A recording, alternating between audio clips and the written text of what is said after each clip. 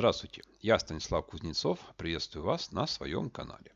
Сегодня я расскажу о том, как на операционную систему Windows Server 2019, работающую в режиме Core, установить программные модули для работы с контейнерами. Затем мы установим Docker, а потом скачаем базовый образ и, наконец, запустим контейнер. Итак, для начала необходимо установить программный модуль. Программный модуль делается с помощью PowerShell, с помощью командлета под названием Install Windows Feature. Итак, мы запускаем PowerShell.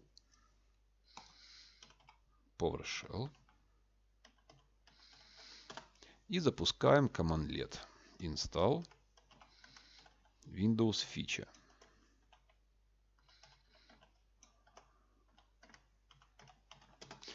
Вводим ключ Name. После ключа Name вводим, собственно, имя компонента, который мы хотим поставить. Называется он Containers.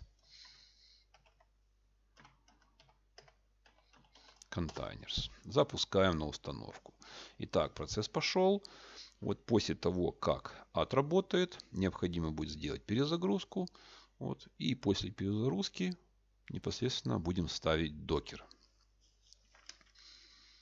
Для того, чтобы, вот отработало, нужно сделать перезагрузку. Для перезагрузки запускаем командлет под названием Restart Computer.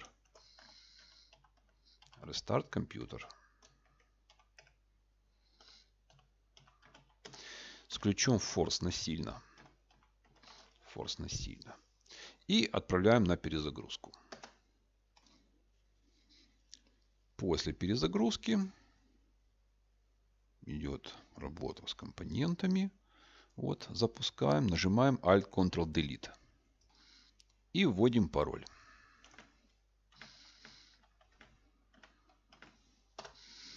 Так, неверно, да? Так, с паролем ошибаться не стоит. Так, вот мы вошли в систему. Итак, у нас программный модуль для работы с контейнерами уже стоит. Следующее, что необходимо сделать, это установить непосредственно сам докер. Но перед установкой докера необходимо сначала установить менеджер пакетов, который потом установит наш докер. Итак, запускаем PowerShell на английском языке. И из PowerShell запускаем командлет для установки менеджера пакетов. Install модуль. Пишем имя, name. Значит, называться будет Docker MSFT Provider. Docker MSFT Provider. Docker MSFT Provider. Ключ репозиторий.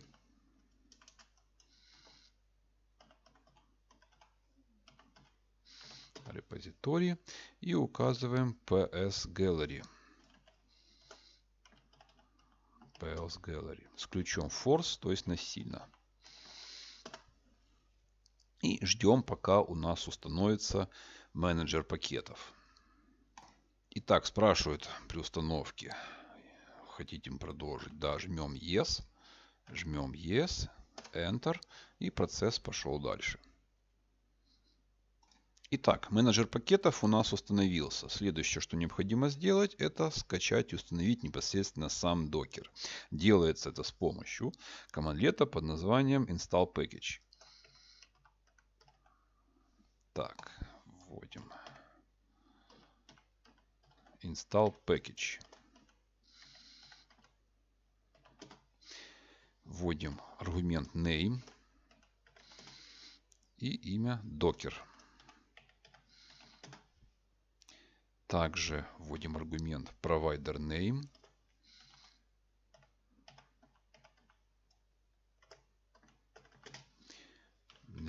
Не ошибаемся в синтаксисе. И указываем имя под названием Docker MSFT Provider.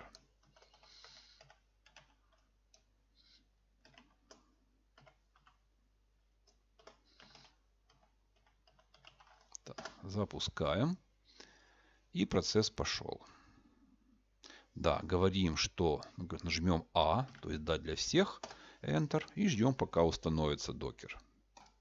И, наконец, отработало. Итак, докер установился. После того, как докер установился, необходимо сделать перезагрузку. Запускаем command-let restart computer force и отправляем на перезагрузку. Так, после перезагрузки, когда у нас загрузится компьютер, вот уже загрузился, нажимаем Alt-Ctrl-Delete. Вводим пароль.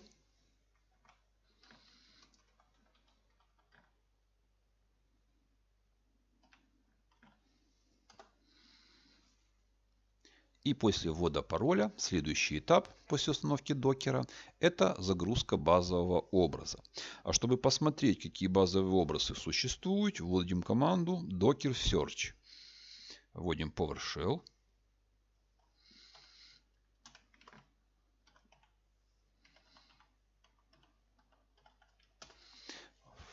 В PowerShell вводим docker search.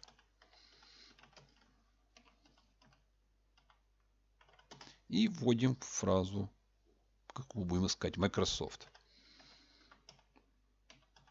Потому что будем искать образы базовых операционных систем от Microsoft. Итак, пустили. Вот они, да, их тут достаточно много. И следующий этап – это качаем какой-нибудь образ, который нам требуется. Ну, например, нам требуется Microsoft Docker, да. Мы его копируем. И здесь запускаем команду под названием Docker Pool. Docker Pool. И после этого указываем образ, который хотим скачать. Да, Microsoft.NET, например. Да? Нажимаем Enter. Так, он увидел, что есть последняя версия. Вот, и, собственно, пошел процесс закачки. Вот, он может быть достаточно долгим, поэтому я запись отключаю. Прошло 10 минут, процесс еще длится, процесс не быстрый. Вот надо еще подождать. Итак, наконец-то скачался образ базовой операционной системы Microsoft.NET. Теперь можно запускать контейнер. Для создания и для запуска контейнера используем команду docker run.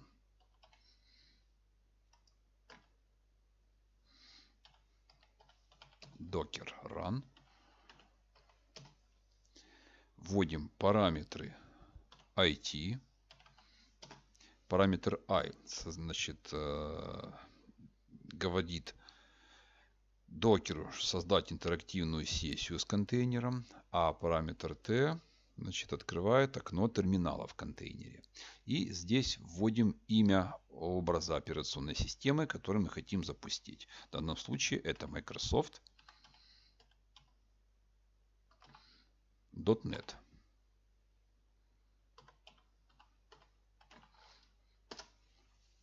И ждем, когда контейнер запустится и отработает.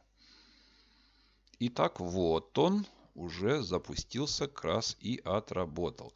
Итак, мы сейчас находимся внутри контейнера, и с помощью командной строки можно что-то интересное поделать. Ну, например, команду ipconfig запустить, да. И видим, что у нас IP-адрес, вот он, 172.29.184.119. Этот адрес, значит, генерируется из диапазона автономных адресов случайным образом и подставляется маска 255.255.240.0.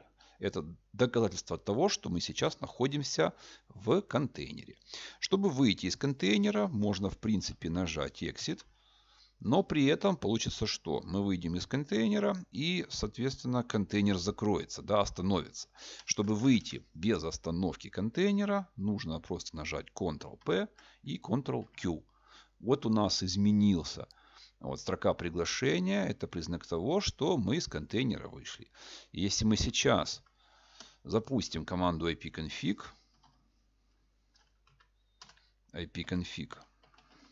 то мы увидим, что вот они честные IP-адреса нашего компьютера, на котором мы работаем.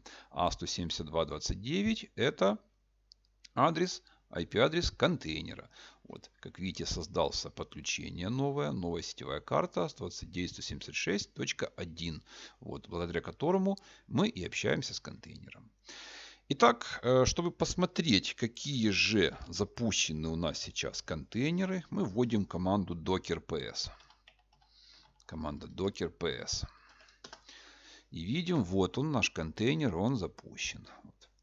Для того, чтобы контейнер остановить, вот, для этого мы запускаем команду под названием docker stop. Docker stop.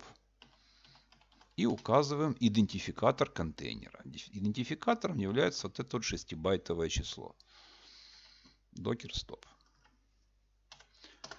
Запустили на остановку. Сейчас должен отработать, и наш контейнер должен остановиться.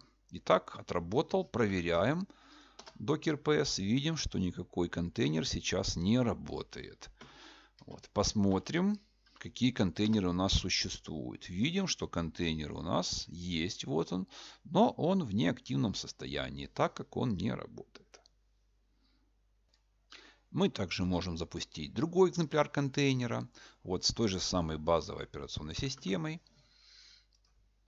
Например, вот он. Dr. Run IP Microsoft.NET.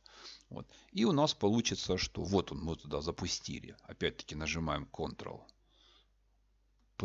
Ctrl-Q. И видим, что у нас на текущий момент работает, вот он, один контейнер, а реально в системе с ключом А их два контейнера. Просто Docker PS показывает запущенные контейнеры, а Docker PS с ключом А указывает контейнеры, которые у нас есть вообще. Для удаления контейнеров вот, используем команду docker rm. Docker rm. И указываем идентификатор, вот, который мы хотим удалить. Контейнер должен быть в данном случае нерабочим. Соответственно, если мы вот этот нижний удалим, то должно пройти все безболезненно. Docker rm и вводим идентификатор контейнера. Enter. Отработало. Проверяем. И видим, что все контейнеры, которые у нас существуют, он остался один. Вот. И этот контейнер, который остался один, он сейчас работает в рабочем состоянии находится. Ну, а у меня на сегодня все. Если это видео понравилось, ставьте лайки. Если не понравилось, ставьте дизлайки. Если не хотите пропускать новости, то подписывайтесь на канал. В следующем видео я хочу рассказать о том, как на операционной системе Windows Server 2019, работающую в режиме Core, установить компонент, называется Hyper-V, который позволит создавать виртуальные машины и создавать контейнеры, но уже в более изолированном пространстве.